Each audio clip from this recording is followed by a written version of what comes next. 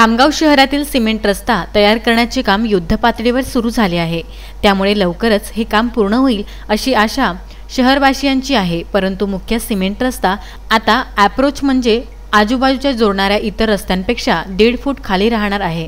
त्यामुळे या अप्रोच रस्त्यावरील वाहनधारकांना या मुख्य रस्त्यावर येण्यासाठी एक नवीनच समस्यांना तोंड द्यावे लागणार आहे।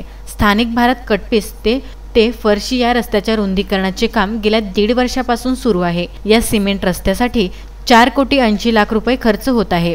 या कारणाने हा रस्ता रखडला होता, परंतु आता या रस्त्याचे काम युद्धपातळीवर सुरू झाले आहे। या मुख्य रस्त्याला शहरातील अनेक रस्ते जोडले आहेत। त्यामध्ये प्रामुख्याने टिळक पुतळा, केडिया टर्निंग, बारादरी रोड, गांधी चौक, महावीर चौक, मोहन चौक, टिळक मैदानकडे जाणारा मार्ग आदी ठिकाणचे अप्रोच मार्ग या रस्त्याला जोडलेले आहे। हे अप्रोच रस्ते रहदारीचे आहे, कारण मुख्य रस्त्यावर येण्यासाठी हेच रस्ते महत्त्वाचे आहे। परंतु नव्याने होत असलेल्या सिमेंट रस्ता हा या रस्त्यापेक्षा 1.5 फूट खाली राहणार आहे। त्यामुळे आता वाहतुकीची अप्रोच नवीनच अडचण निर्माण होणार आहे।